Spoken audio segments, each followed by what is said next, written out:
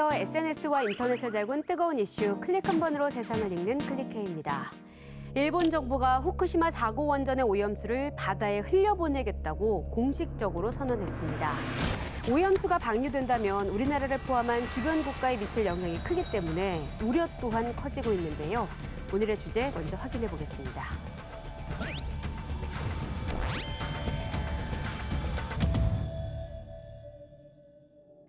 지난 2011년 후쿠시마 원전 폭발 사고가 발생했습니다. 이때 원자로가 녹아내리면서 고준위 방사선 물질이 생겼는데 이 물질이 지하수와 빗물에 섞이며 오염수가 만들어졌습니다. 하루에도 170톤 정도의 지하수가 유입되면서 오염수는 꾸준히 생겨나고 있습니다.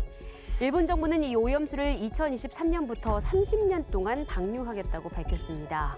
오염수를 기준치의 40분의 1로 희석해 배출하는 만큼 문제 없다는 주장입니다. 하지만 이 오염수에는 걸러지지 않는 방사성 물질이 남아 있습니다. 일본이 스스로 발표한 자료만 봐도 맹독성 방사성 물질인 스트론튬은 기준치의 14,000배가 검출됐고 세슘은 최대 9배가 잔류하고 있는 것으로 확인됐습니다. 일본은 알프스라 불리는 자체 개발한 다핵종 제거 설비로 방사능의 농도를 낮춘 뒤 이걸 또 물로 희석시켜 방류하면 문제 없다고 말하는데요. 하지만 알프스는 삼중수소는 아예 걸러내지 못하는 것으로 확인된 데다 설령 알프스가 스트론튬이나 세슘을 기준치 이하로 낮춘다 해도 방류하는 오염수엔 삼중수소와 함께 많은 종류의 방사성 물질이 남게 되는 겁니다. 오염수가 주변 해역 수산물을 오염시키고 이 수산물을 장기간 섭취한다면 인체 내엔 방사성 물질이 축적될 수 있습니다. 만약 삼중수소가 정상적인 수소를 밀어내고 그 자리를 차지하면 방사선을 방출하면서 헬륨으로 바뀌는 핵종 전환이 일어납니다. 이 과정에서 유전자가 변형되거나 세포가 죽을 수 있습니다.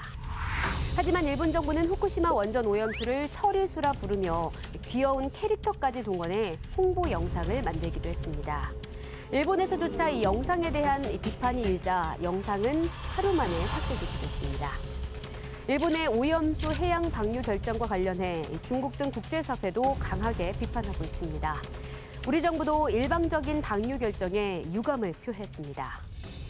정부는 우리 국민의 건강에 위해를 끼칠 수 있는 어떠한 조치에 대해서도 용납하지 않을 것입니다. 우리 국민의 안전과 해양 환경 피해 방지를 위한 구체적인 조치를 포함할 것을 일본 정부에 강력히 요구하겠습니다. 일본 언론에 따르면 4월 1일 기준 후쿠시마현 앞바다에서 잡힌 물고기에서 킬로그램당 270베크렐의 세슘이 검출됐습니다. 일본 정부가 정한 식품 허용 한도의 2.7배 넘어선 수준입니다. 일본산 수산물에 대한 우려가 높아지자 정부는 수입 수산물 원산지 표시 특별 단속을 실시하고 있습니다. 주요 점검 대상은 활가리비와 활참돔, 활낙지, 냉장 명태 등으로 최근 한 달 안에 수입 이력이 있는 수산물입니다. 수산물 유통이력 관리 시스템에 등록된 수입업체와 유통업체, 소매업체 등 7,400여 곳을 점검할 예정인데요. 원산지를 표시하지 않거나 거짓으로 표시하는 경우, 또 표시 방법을 위반하는 사례 등을 살펴봅니다. 만약 원산지를 거짓으로 표시하면 7년 이하 징역이나 1억 원 이하 벌금을 내야 합니다. 원산지를 표시하지 않은 경우는 5만 원 이상 1,000만 원 이하 과태료가 부과되고요. 특히 5년 안에 2번 이상 원산지를 거짓으로 표시해 적발되면 최대 징역 10년이나 1억 5천만 원의 벌금 등 가중처벌 받을 수 있습니다. 그런가 하면 우리나라와 중미 지역 8개 나라가 코스타리카에서 외교 차관 회의를 가졌습니다. 이 자리에선 오염물질 해양 방출에 대한 공동성명이 발표됐는데요. 일본이 오염수 방류를 선언한 지 나흘 만에 성명이 채택됐습니다.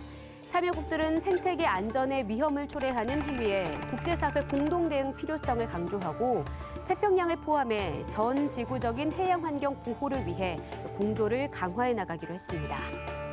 일본은 우리 정부의 자료 제공 요구에 응하지 않고 있습니다. 도덕적이고 책임감 있는 자세가 무엇보다 절실한 시점입니다.